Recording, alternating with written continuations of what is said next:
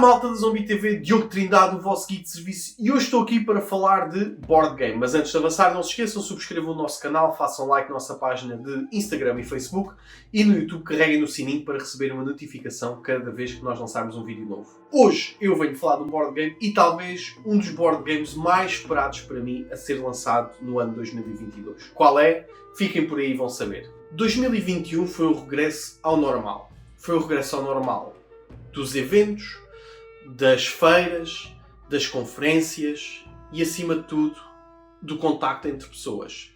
E 2021, tendo em conta tudo isto, foi também o regresso de uma das grandes feiras de jogos de tabuleiro, que é Essen. Essen 2021 foi o regresso das empresas todas a apresentar os seus jogos ao vivo e de aumentar o buzz de jogos de tabuleiro, as novidades, o que é que tem, e as pessoas ficarem cada vez mais emotivas. Este ano, a Essen 2021, ficou muito marcada pela expectativa que as pessoas tinham relativamente a um jogo de uma empresa que a nós é muito querida, que é a Devir. No início de 2021, apresentou um jogo que toda a gente ficou um bocado abismado com ele, que era Bitoku. O nome pode indicar muita coisa, pode ser o nome de uma refeição, um bitoque, ou pode ser, com o sotaque do norte, nós vemos o corpo de alguém que não devíamos. Bitoku. Mas no fundo é um jogo de tabuleiro. E é um original deles. É um jogo de 1 a 4 pessoas, que tem uma média de 120, 140 minutos por jogo e é para maiores de 14 anos. É um jogo de George P. Millens e é um jogo que tem uma arte lindíssima de Edu Wallace. Tem também o apoio de David Toski. Bitoku, então, quando chega à Essen 21, já vai com muita expectativa. E é aí que ele tem um boom. Este jogo na Essen esgotou num instante. Desapareceu das prateleiras. Porquê? É um jogo que tem uma arte, como eu vos disse, lindíssima, com uma arte assim meio oriental / espiritual, meio cartunesca. E para além disso tem uma jogabilidade completamente nova para a Devir, que é o Heavy Eurogame. É o primeiro jogo original da Devir, Heavy Eurogame. E é mesmo Heavy. Nós temos um conjunto de turnos limitados para ganhar o máximo de turno possível, o máximo de pontos possível. Isto é, neste caso eu tenho entre 16 a 19 turnos e nestes 16 a 19 turnos eu tenho de otimizar as minhas jogadas para ter o máximo de pontos possível. E é isso que então que o Bitoku vem trazer. Bitoku é um jogo, então, que vem fora de tudo o que é normal da Devir e vem, então, ser apresentado em Essen e ser mostrado e ser completamente vendido. A Devir Portugal, vendo o buzz de Bitoku, decide também trazer, então, o jogo para Portugal. E é isso, então, que vai acontecer no ano 2022. E está mesmo para breve, ou talvez quando vocês virem este vídeo, o jogo já esteja nas prateleiras. E, se vocês têm curiosidade, garanto-vos que vão gostar muito do jogo. E eu já estou a ser um bocadinho spoiler para o fim. Mas, em vez de me ouvirem falar, vamos então ver como se joga um bocadinho Bitoku. De salientar que eu não vou explicar todas as regras, porque o jogo, como eu disse, é um heavy Eurogame. Tem algumas regras e nuances e vários pormenores. Mas vou falar de uma forma geral, está bem? Então vá, até já! E se antes de avançar com a explicação do jogo, eu quero mostrar-vos aqui um pormenor que é brutal. De um lado do tabuleiro de Bitoku temos o modo para 2 jogadores. Como é que nós sabemos? Porque aqui em cima, como vocês aqui podem ver, só temos, se eu puxar assim, só temos aqui um caminho. Estão a ver? Temos só um path que dá para os nossos peregrinos avançarem.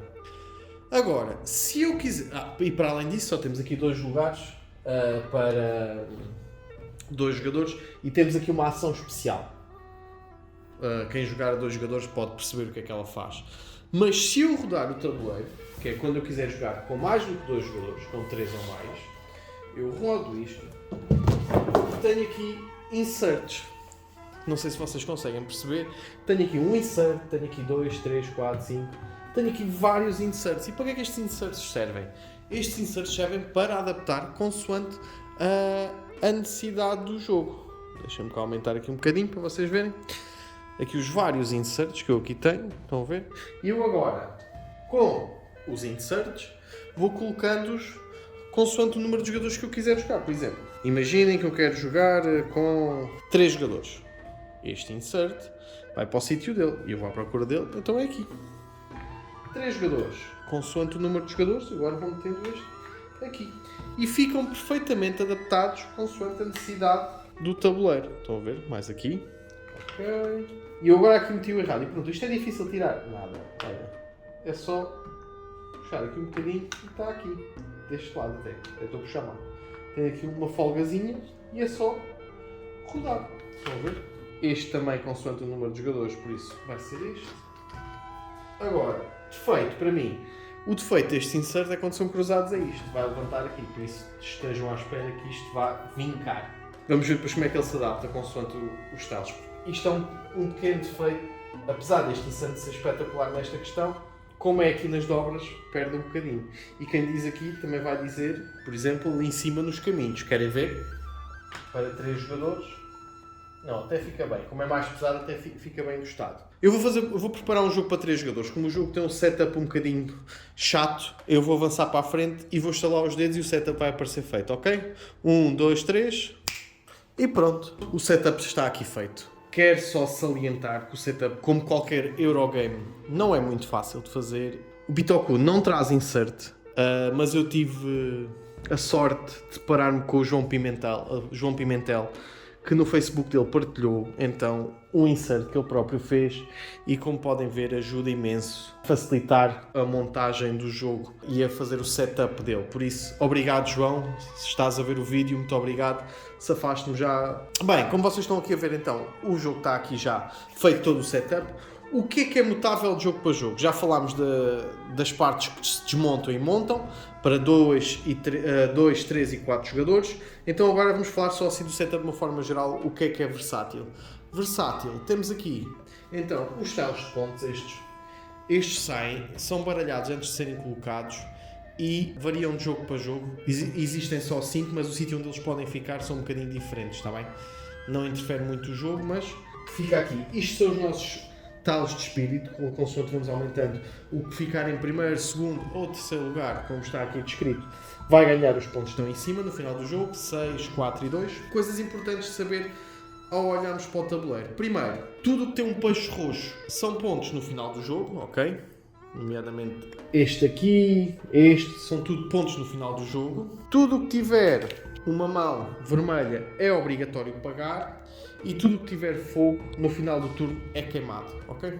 Então lá em cima o tabuleiro de peregrinação, como eu vos tinha explicado. Depois temos as cartas de Bitoku e as cartas de espírito. As Bitoku por baixo, que são aquelas que têm um pezinho, ficam aqui, ok? E as cartas de espírito são estas aqui, que vão entrar depois para o nosso baralho.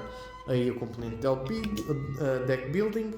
Temos os vários sítios para alocar os dados, nesta camada agora aqui. Temos os sítios para colocar edifícios, que vão influenciar depois consoante os dados que vamos colocando. Os tiles de pedras, eu não vou utilizar os termos técnicos que eles usam no jogo, porque eu tenho a certeza que me vou enganar. Por isso eu vou-lhe chamar os tiles de pedra, ok? Depois temos os tiles de cristal, aqui também, como vocês podem ver. Aqui estes tiles de cristal. Temos 3 tipos de cristais. Depois no nosso tabuleiro de jogo eu vou-vos explicar. Que são os cristais rosa. Vê-se foca. O autofoco está falhando. Está aqui. Depois os dourados, que são pontos no final do jogo. Ok? E depois os roxos, que são ações imediatas. Não sei se assim conseguem. Assim. Depois temos os tiles de espírito. Aqui, que é preciso pagar para os ter, e os tiles de libelinha, que vão fazer combo com os tiles de espírito. E por último, temos ali os tiles de edifício, que vão ser colocados, como eu vos disse, ali em cima, e vão fazer então pontos com as ações. Isto é o nosso tabuleiro de jogo, e eu já vou explicar mais à frente como é que ele funciona, ok? Então, ao iniciar o turno, sendo o primeiro, vamos avançar aqui com a estação do ano. Vamos então entrar na primavera. E os grande espírito, que é aquele que se vai reformar, daí nós estamos a fazer este trabalho para o substituirmos, vai avançar para o seu primeiro turno. Sabemos que ao fim de 4 turnos ele vai-se embora e reforma-se. E é esta então a premissa de Bitoku. Então vamos iniciar com o nosso tabuleiro e depois vamos explicar então o tabuleiro de jogo. Este é o nosso tabuleiro de jogo. O nosso tabuleiro de jogo então tem aqui os componentes, que vão ser então os nossos peregrinos, que temos aqui 5 a dormir, 3 acordados para serem utilizados. Os dados, vamos ser colocados então dado 3, 2, 1, que são o poder dos dados. Vão ser colocados de ordem decrescente. Os tiles de edifícios. Um tile de pedra que todos vamos receber no início do turno. Um tile do nosso espírito, onde vai fazer um crescimento interno. Daí as cartas de Bitoku vão ser aqui colocadas. As cartas de libelinha e as cartas de espírito. E por último os edifícios, onde vamos gastar isto aqui está para fazer. Para além disso, vamos ter as cartas de objetivos finais. Cada um vai receber uma carta de objetivos finais que podemos depois adquirir mais. Que precisamos de cumprir estes requisitos que aqui estão para podermos avançar. Isto é, precisamos de uma carta de combo libelinha e espírito, uma carta de cristal dos 3 tipos, suponho eu aqui, e precisamos que um dos nossos peregrinos tenha encontrado a iluminação. Vai-nos dar 4 pontos no final do jogo ou perdemos 1 ponto se não conseguimos alcançá-lo, ok? Estes componentes, cada jogador vai receber um de madeira, um de pedra e um tile de mais um, que este estado vão servir para aumentar os nossos dados. E por último, vamos receber então as 5 cartas da nossa cor. Todas elas têm aqui a nossa cor por baixo dos espíritos, cada um com o seu espírito de rato, sapo, raposa, suponhamos, uma lagarta, um polvo e uma raposa. Vamos baralhar e vamos colocar aqui na zona por utilizar.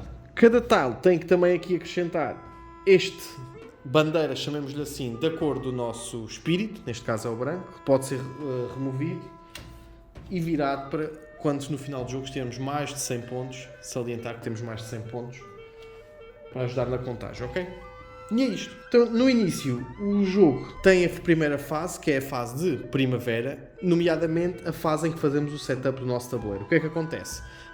Cada jogador, então, vai receber um recurso ou um bónus por cada tile de cristal que tenha. Por exemplo, no primeiro turno nós nunca vamos ter nada, mas no segundo, terceiro e quarto turno podemos ter. E que tiles são estes cristais? São aqueles que eu vos falava ali no tabuleiro, que temos 3 cores. Temos o roxo, o rosa e o dourado. Como é que estes tiles funcionam? Aqui por cima aqui dos peregrinos adormecidos, como vocês podem ver, estão então 3 tilezinhos. 5 tilezinhos, peço desculpa. E ali servem para colocar os dourados ou então os roxos. Qual é a diferença? Se eu colocar um roxo, ele vai-me dar um recurso imediato, isto é, neste caso, dá-me no início do turno um ponto de vitória. Como quem diz um ponto de vitória, pode ser uma safira, pode ser um recurso qualquer, ou pode-me dar uma opção para outra coisa. Tudo o que é talos roxos são efeitos que são feitos no início de cada turno e são colocados cá em cima. Isto é, temos local até 5 efeitos que podemos ter. Por outro lado, também pode ser ali colocado o tile de cristal dourado, que significa cada vez que fizermos esta ação que está aqui representada, nomeadamente aqui buscar uma pedra, que são colocadas depois no nosso tabuleiro, eu recebo 2 pontos. Por cada vez que eu fizer a ação que está aqui representada, eu ganho 2 pontos, está bem? São um bocadinho diferentes, são formas de ganhar recursos, pontos, sem estar dependente da classificação. Quando eu tenho aqui um tile, ao colocá-lo, significa que no final do jogo eu vou ganhar 2 pontos, ok? E o peregrino que estava a dormir é acordado e vai para a minha pool de peregrinos. Depois das nossas 4 cartas, das nossas 5 cartas, peço desculpa, são 5, vamos baralhar, biscamos 4 e dessas 4 escolhemos uma para descartar.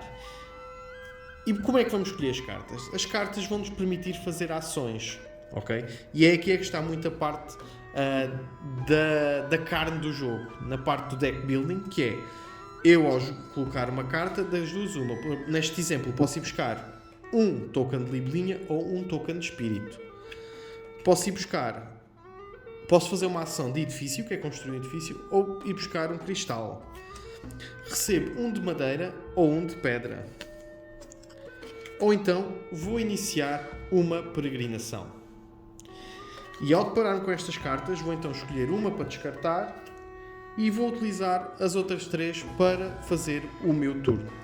Então, após a fase de primavera, em que colocamos o nosso tabuleiro, biscamos as cartas e recebemos recursos se tivermos direito a eles, neste caso não temos, porque estamos no primeiro turno, vamos então colocar as nossas cartas da nossa mão. Vamos escolher então uma carta da nossa mão e vamos fazer uma das 4 ações possíveis, que é jogar uma carta. Neste caso é indiferente, só para vos explicar, eu vou colocar, por exemplo, esta carta de Imomushi.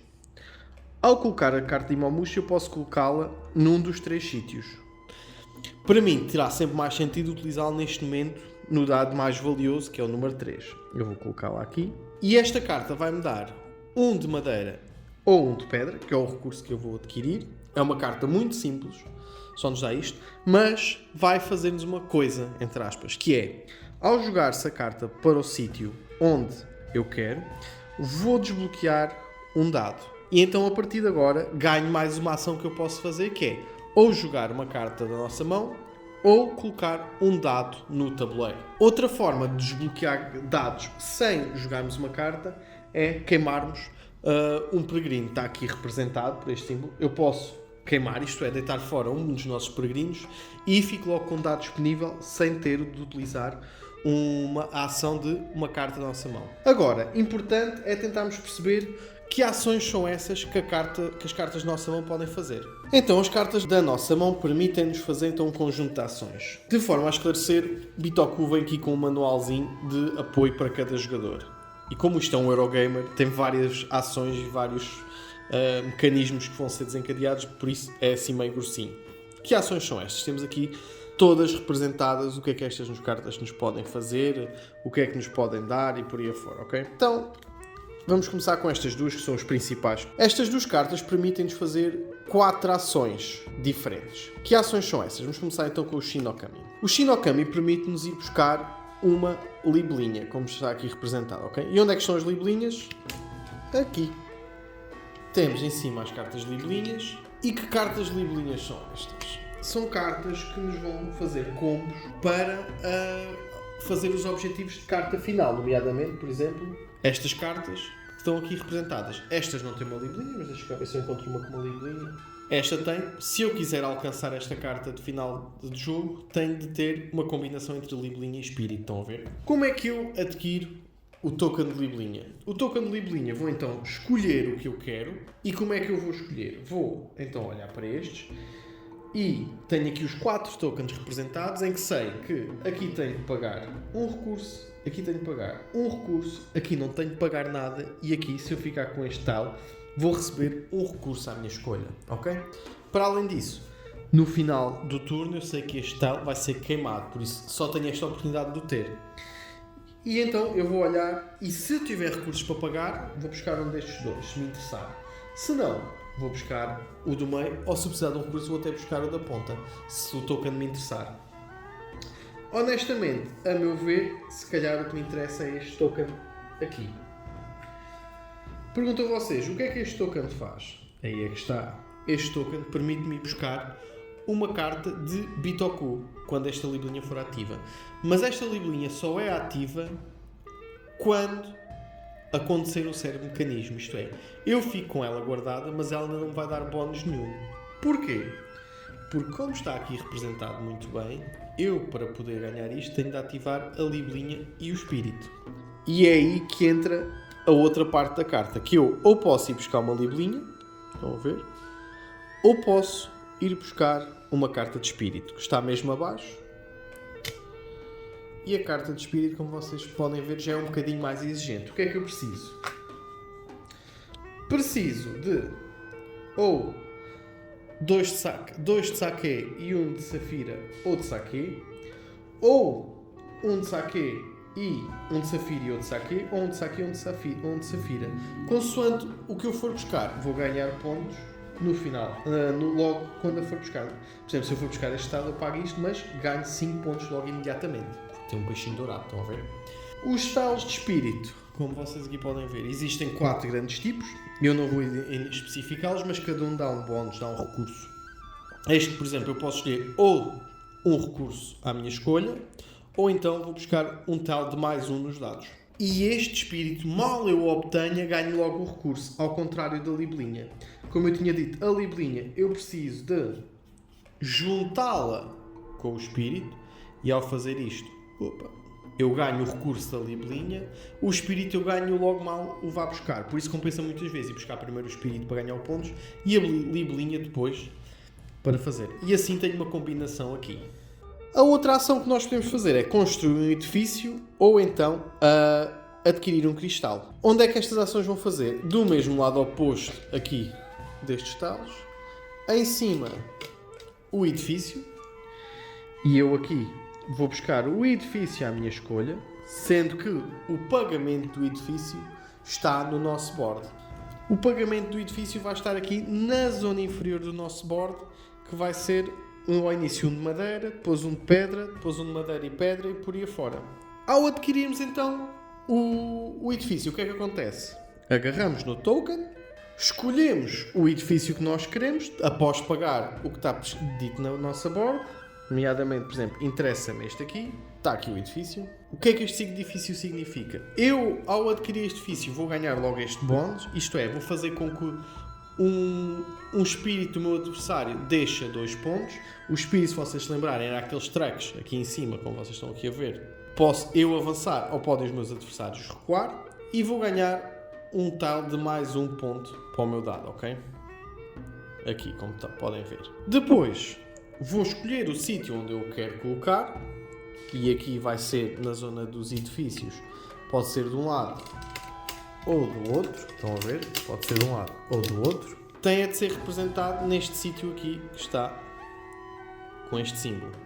E se vocês repararem, tem este sítio, por exemplo, ou aqui, ou do outro lado igual. A mim, por exemplo, interessa-me utilizar este sítio, porque eu já vi que os meus adversários estão a utilizar muito este lado do rio, e eu já explico como é que esse é utilizado. Vou colocar aqui e vou colocar o meu símbolo de edifício. E aquele edifício é meu. Cada adversário que tiver um 5 pode utilizar um poder de um templo lá em cima, de iluminação, para ganhar os recursos que lá estão, e eu, cada vez que eles utilizarem, ganho um ponto automaticamente logo e ganho mais um para utilizar no meu dado. E é assim que os edifícios funcionam. A outra ação que nós tínhamos falado era os cristais, mas esses já aqui estão.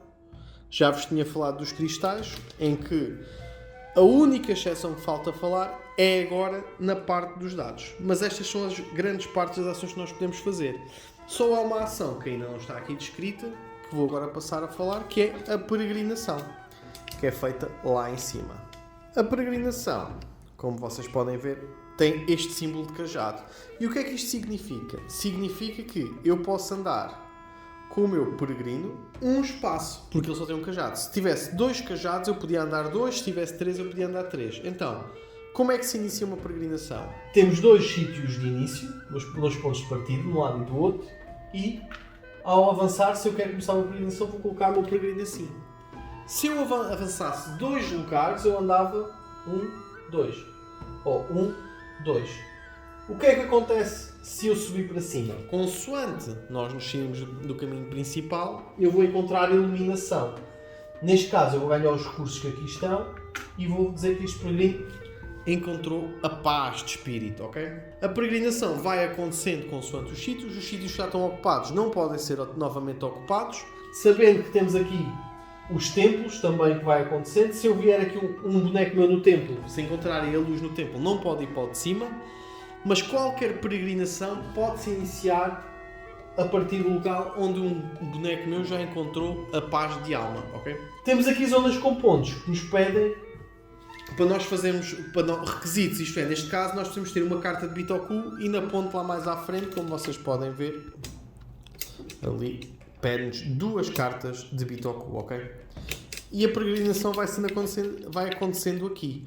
A peregrinação pode também acontecer no nosso tabuleiro de jogo, mas é um bocadinho mais específica porque vai avançando nas cartas de Bitoku e vai-nos dando pontos consoante nós vamos andando nelas, ok?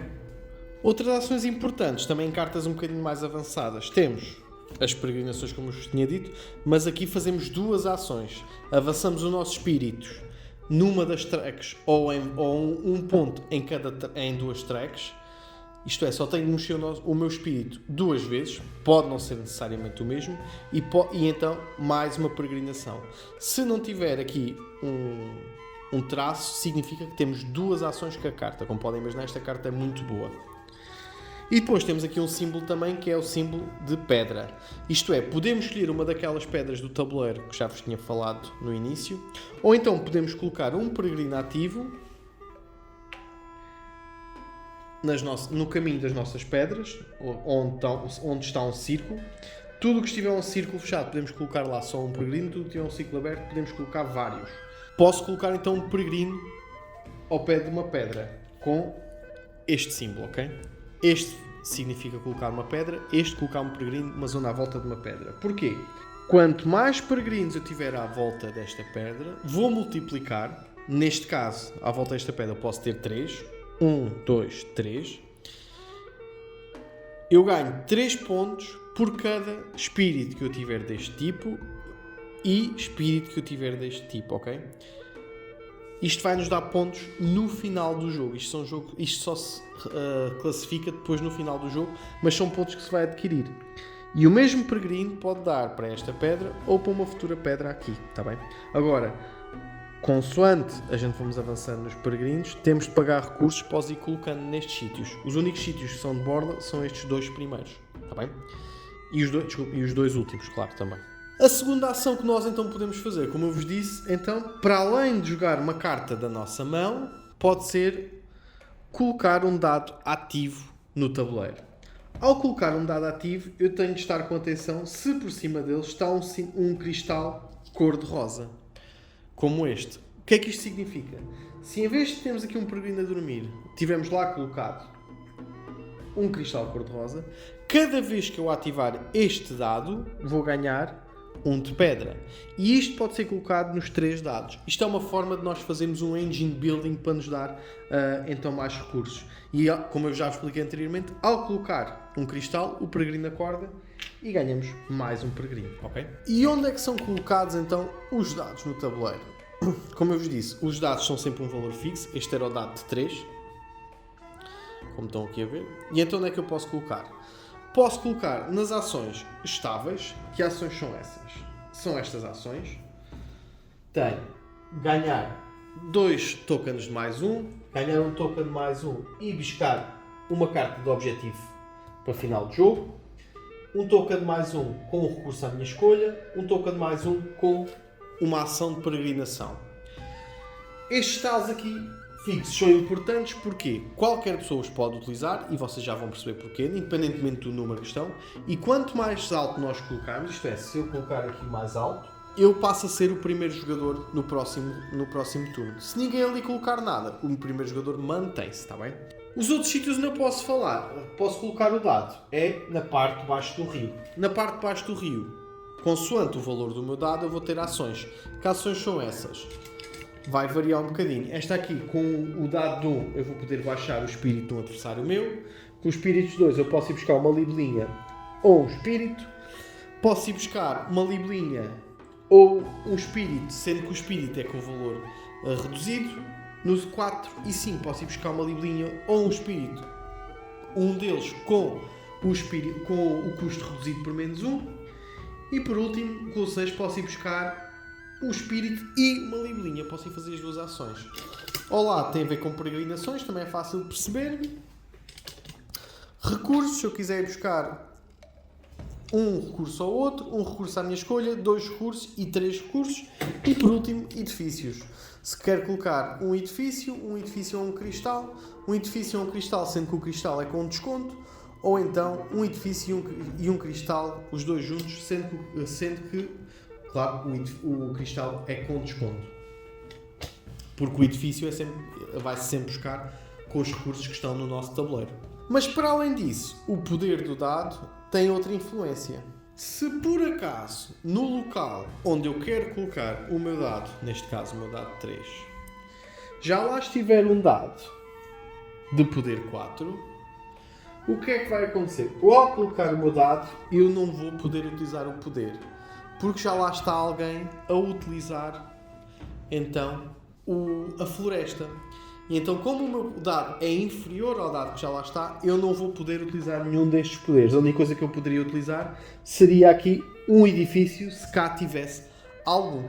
Ok? Não estando nenhum, também não posso utilizar nenhum edifício. Por isso a minha jogada de colocar o dado apenas serviria para fazer a minha segunda ação com os dados, que acaba por ser a terceira ação de jogador. E qual é essa terceira ação? A terceira ação que o jogador pode fazer é então atravessar o rio. Atravessar o rio, desde que nós tenhamos um espaço vago, podemos então agarrar no nosso dado e passá-lo para cima. Ao passá-lo para cima, estas partes são descritivas, eu tenho de baixar 1. Isto é, 3 passa para 2. Se do 3 passa para 2, o nosso dado fica reduzido o poder para o próximo turno, a não ser que tenhamos alguma coisa para aumentar. E aí podemos fazer uma das ações da parte de cima. E estas ações são novas. Que ações são essas? Eu posso ir buscar uma carta de Bitoku, eu posso ir buscar uma carta de Espírito para a minha mão, nomeadamente esta aqui, ou então posso fazer uma destas 4 ações, 2 destas 4 ações, sendo que não posso repetir a mesma ação, que é buscar uma carta de objetivo final, colocar um peregrino à volta de uma pedra, ir buscar um token de pedra, como já vos disse, estão aqui ainda representados. Salientar que estes tokens de pedra nunca são repostos, ok? São dos talos que nunca são repostos no início de cada turno. Ou então, por último, fazer o nosso talo descer. Um talo do adversário ou subir, consoante a nossa vontade, ok? E é esta a terceira ação. Passamos para cima e vamos buscar uma carta de acordo com a fileira que lá está. Por isso temos de pensar muito bem. Ao fazermos a segunda ação, isto é, a de colocação de dado, que recurso queremos, mas temos de ver se combina também com a terceira ação, que é passar o rio. E só o podemos fazer se houver uma vaga, porque como vocês já repararam, existem 2 slots para dados, mas se demorarmos muito tempo podemos não conseguir passar, porque o adversário pode passar ele, ok? Ao adquirir as cartas, ao atravessar a floresta, eu posso adquirir uma carta de espírito ou posso adquirir uma carta de Bitoku, como tinha referido. As cartas de espíritos vão logo diretamente para a nossa mão. Se eu tinha uma carta na minha mão, por exemplo, ou se não tinha nenhuma, fico com esta na minha mão e fica para o próximo turno. Se ainda não tiver aqui colocado nenhuma carta, posso, por exemplo, usá-la mais tarde numa próxima jogada para utilizar também a ação dela. Mas sempre que eu comprar uma carta destas, vai sempre para a minha mão. As cartas Bitoku, como eu disse, vão fazer o caminho da mente. Vêm para aqui de lado. Estão a ver? E o meu espírito pode avançar sempre que eu tenha jogado uma ação ou uma carta com o símbolo de peregrinação. Permite-me andar e adquirir os recursos que aqui estão. Neste caso, eu adquiria 3 pontos imediatos e poderia comprar uma pedra ou colocar um peregrino à volta de uma pedra. Após, então, a fase de primavera, quando nós tivermos colocado todas as cartas, tivermos colocado os dados do lado do rio ou tivermos conseguido passar os dados da parte inferior do rio para a parte superior, temos a quarta ação, que é passar o turno. Quando todos os jogadores passarem o turno, vamos entrar então na fase do outono. Na fase do outono, o que é que vai acontecer? Vamos ver todos os nossos bonecos na ordem. Aqui está, eu tenho o primeiro jogador, o segundo e o terceiro. E vamos ver se há mudanças na ordem. Lembram-se o que é que influenciava a mudança na ordem? Era quem tivesse colocado um dado neste dado. Imaginemos que o jogador castanho, está aqui, tinha colocado o dado de 1 aqui. Ele iria passar então a ser o primeiro jogador nesta fase de outono. Então o meeple dele iria passar para aqui e todos os outros iriam recuar. Se por acaso tivesse sido o verde ou o amarelo a colocar e estaríamos nesta ordem, o que é que acontecia? Trocávamos só estes dois. E fica então feita a fase de outono. Com a chegada do inverno, ao colocarmos a torre então aqui, o que é que vai acontecer? Vamos queimar as cartas de Bitoku e de Espírito, estas e estas, de todos os lugares. Cada jogador vai receber os seus dados de volta. As cartas de libelinha, a última é queimada. A carta de espírito, a última é queimada. E as colunas avançam. E é biscar uma nova. Do outro lado, semelhante, a última carta de terreno é queimada, a última carta de cristal é queimada e avança-se. Como eu vos disse, os únicos tiles que não são repostos são os tiles de rocha, que são estes que são apresentados e são estes que ficam para o final do jogo. Após então o refresh do tabuleiro, vamos avançar para o segundo turno e voltamos à primavera, onde voltamos outra vez a receber os recursos iniciais do nosso tabuleiro, a baralhar o nosso baralho. Se não tivermos cartas suficientes para biscar, até temos 4 na nossa mão, porque há a possibilidade de termos mais do que 4 cartas, e voltamos a fazer tudo de novo durante 4 turnos.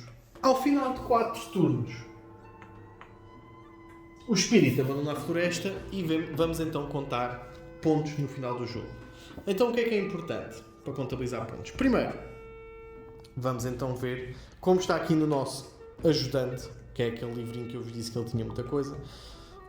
O que é importante? Primeiro, vamos escolher sempre os pontos que nós tínhamos no início do turno. Pontos e recompensas que nós iríamos receber naquela fase de primavera, continuamos a receber. Depois, quem estiver em primeiro lugar, como vocês podem ver, recebe 3 pontos no final do jogo. É sempre um reforço para ganhar 3 pontos. Depois, vamos ver então as cartas de Bitoku que cada jogador tenha. Consoante o número de cartas de Bitoku, vamos recebendo então pontos. Sendo que o máximo é 7 cartas, ganha-se 22 pontos. Depois, consoante os nossos espíritos estiverem no lago, como estão aqui representados, estes espíritozinhos, vamos recebendo pontos. Quem estiver em primeiro lugar recebe o que está aqui. Neste caso, o castanho iria receber 6 pontos, o verde iria receber 4 pontos e o amarelo iria receber 2 pontos. E iríamos contabilizar os 5 espaços de lago para nos darem pontos. De seguida, iríamos contabilizar os pontos da pedra, isto é, consoante o número de peregrinos que estiverem à volta desta pedra, iríamos receber os pontos sobre estes espíritos, ou outro símbolo que aqui estivesse. Nomeadamente, eu tenho aqui um espírito de inverno, que está aqui, e um espírito, suponho que deve ser da morte. São então 2, eu iria multiplicar 2 vezes 1, 2, 3. 3, 2 vezes 3, 6. Se tivesse mais espíritos, mais pontos iria adquirir. De seguida, iria contabilizar os meus recursos. Nomeadamente, eu tinha 2 mais os pontos dos dados, que seria mais 4. 2 mais 4 são 6. Iria dividir por 4. Isto seria arredondado para baixo, claro, que ia me dar 1 ponto pelos meus recursos. Iria ver as cartas de visão, para ver se tínhamos conseguido alcançá-las. Necessitava ter uma libelinha e um espírito. Sim, tenho aqui. Um cristal de cada tipo. Tenho aqui um cristal de cada tipo. E por último precisava que um peregrino meu encontrasse iluminação. Que também eu fiz, consegui. Por isso iria ganhar mais 4 pontos. Se não o conseguisse, iria perder 1 ponto. Por isso é sempre arriscado nós termos estas cartas de objetivos no final do jogo. Por último, acrescentávamos todos os pontos que nós tínhamos já no nosso player board e seria então o final do jogo. De uma forma resumida, é assim que se joga Bitoku. Eu não me vou aprofundar muito mais que isto, porque há algumas nuances, algumas regras, alguns pormenores, mas esses vou deixar para vocês descobrirem. Pois é, malta. No fundo, Bitoku só tem 4 grandes ações, que é, ou colocamos uma carta na nossa mão, no nosso tabuleiro, ou agarramos num dado desbloqueado e colocamos-lo na área de floresta, ou passamos o dado para o outro lado do rio. Ou então, passamos o nosso turno e acabou ali. É um jogo simples neste panorama geral, só temos 4 ações. Agora, a coisa do jogo é que essas 4 ações vão desbloquear e vão fazer acontecer várias coisas no tabuleiro, e aí é que está o Eurogamer. Essa quantidade de coisas que vão acontecer são muito limitadas. Eu tenho entre 6 a 9 ações num turno. Um turno mau eu tenho 6 ações, num turno muito bom eu tenho 9 ações. Agora, se multiplicarmos isto pelos 4 turnos que nós temos, que é o nível de rodadas, temos aqui 4 vezes 6, 24, 4 vezes 9, 36. temos entre 24 e 36 ações para optimizar o máximo o nosso jogo. Sem contar que não temos, é um jogo com muito pouca sorte e tem ali muitos sítios onde ganhar pontos. Isto é o que eu chamo um point salad, isto é, eu posso ir buscar pontos a vários sítios, a vários lugares e com várias mecânicas de jogo. Posso ir buscar com deck building, com engine building, com tile placement, com worker placement, com gestão de recursos. Eu tenho vários sítios onde ir buscar pontos neste jogo. É um número limitado de turnos para o fazer. E para mim é essa a beleza então deste jogo. Pontos fortes para mim do jogo. Primeiro, o tabuleiro. Eles fizeram uma coisa com o jogo também que a Devir tem, que é o Razzia. Que é o tabuleiro é modular consoante o número de jogadores. Quem não sabe o que é que acontece, pode ver a nossa análise. Nós fizemos a análise do YouTube do Razzia. Consoante o número de jogadores, nós vamos colocando ou tirando peças do tabuleiro. E Bitoku faz semelhante. Primeiro, se jogarmos com 2 jogadores ou com mais do que 3, rodamos o tabuleiro de um lado e do outro. Porque temos logo uma alteração a nível dos peregrinos. Os styles de recursos também são diferentes. São amovíveis. Para 3 jogadores é de uma forma, a 4 jogadores é de outra. E há outros tantos recursos que são amovíveis, os styles que nós precisamos de colocar. E isso para mim é uma coisa muito boa, que é espetacular, porque isto torna o tabuleiro adaptável. Não é preciso estarmos, agora esta peça está para isto, esta peça. Não, é só tirarmos aquela parte do tabuleiro e meter a outra, ou então rodarmos o tabuleiro e temos consoante o número de jogadores. O que para mim é um defeito naquilo é algumas peças amovíveis e que se dá para colocar dobram-se. E eu não sei até que ponto é que a resistência daquelas peças vai ter. Já no Razzia isto me aconteceu. As peças não eram muito resistentes e quanto mais nós as usarmos e mais nós as dobrarmos, mais vincado ficou. Por isso vou ver. Eu tenho já 8 jogos no Bitoku e até agora está ligeiramente vincado. Quero ver ao fim de 50 jogos como é que está. Mas também digo que se o jogo valer os 50 jogos, por €1 por jogo, por isso já quase que fez o valor de mercado do jogo. Depois, componentes. Lindíssimos. Lindíssimos, lindíssimos, lindíssimos. Desde os recursos, aos desenhos dos marcadores de recursos a mais, que eles têm, como não há recursos para desenho, tem o vezes 3, e os desenhos são lindíssimos. Aos bonecos dos Bitokus, que são os espíritos. Como dos outros espíritos da nossa mão, todos eles são bonitos, são diversificados, são diferentes e são cativantes. Entram bem no tema que eles querem incorporar, que é um tema oriental / espiritual, e fica ali num clima muito bonito.